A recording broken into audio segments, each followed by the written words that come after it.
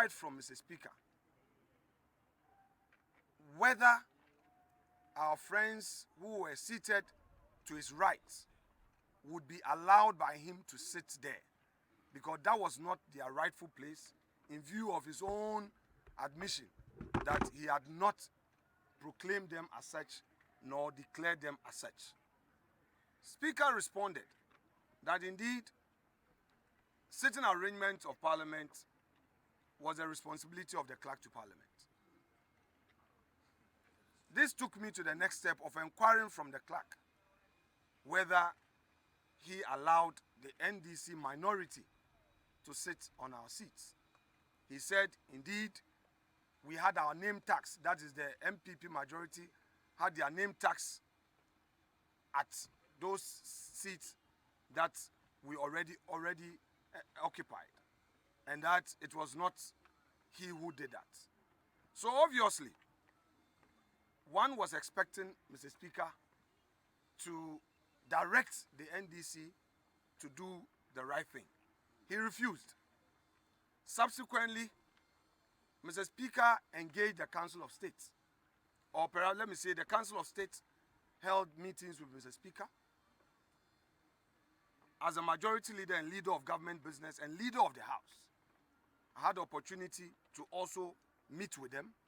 The understanding I had from the meeting as a sequel to the meeting they had already held with Mr. Speaker was to the effect that Mr. Speaker will direct the NDC minority to sit at their right place, which is the left of Mr. Speaker.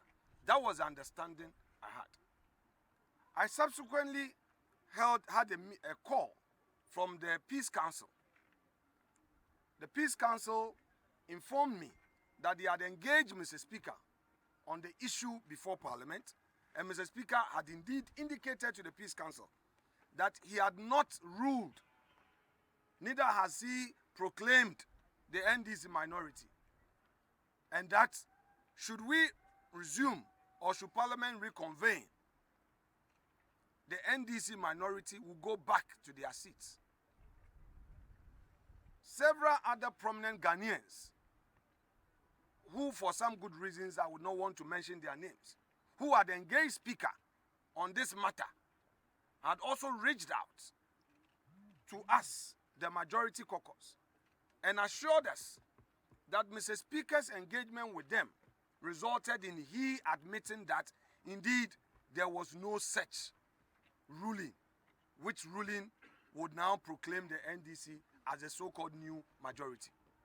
Now, from the horse's own mouth, granted that all these prominent people misrepresented to us, the majority, yesterday, Mr. Speaker himself, in his press conference in the afternoon, enumerated a number of things.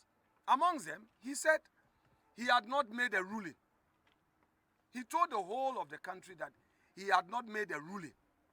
So, if he claims that what he did was a formal communication in response to a statement from the minority leader, then why is he supervising chaos in the House? What Mr. Speaker did today amount to supervising chaos and bringing the image of democracy to disrepute. We will continue to compel the Speaker to follow due process. We recall Parliament. He has come to illegally adjourn Parliament Synod without engaging us, knowing that there was chaos. There was chaos in the chamber. And he knew that the right thing to do was to engage us and to get the NDC to sit on his left. He refused to do that. So we would compel Parliament to sit and for the right government business to be transacted. We are going to do it. We will not allow the Speaker to have his way. He is not a member of Parliament. The Speaker is not a member of Parliament. He presides over Parliament. We, the members of Parliament, determine the business of Parliament. So we'll recall Parliament again. I'm saying that we'll recall Parliament. We'll recall Parliament. We'll recall Parliament. they double talk. They do double speaking, double talking. Whenever a person lies, he fails to even be inconsistent. In the chamber, where they rushed to go and sit, and again, the clerk this morning, we pre-inspected the chamber. The clerk diligently arranged our name tags at where they were.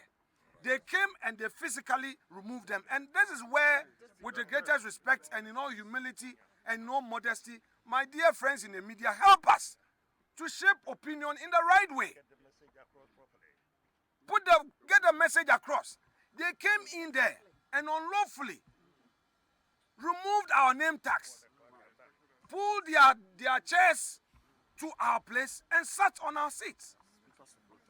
And Speaker, the cameras, I was watching in my office, and I'm sure you guys are set up. You set your cameras up proud to Mr. Speaker's arrival.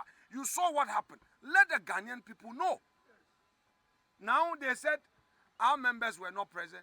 They claimed that those, if indeed the Supreme Court had ruled, why were those members who were affected not in the chamber? Because Mr. Speaker has said nothing about them. This is what Kwame Agboja, making that point. Honorable Kwame Agboja said the members have had a favorable ruling from the Supreme Court, so they should have come.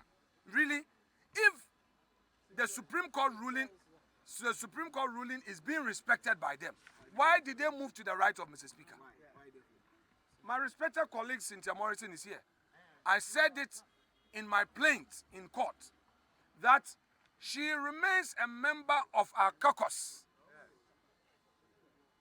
and she's here with us as a majority caucus. Nothing short of that. So I would want you to take note.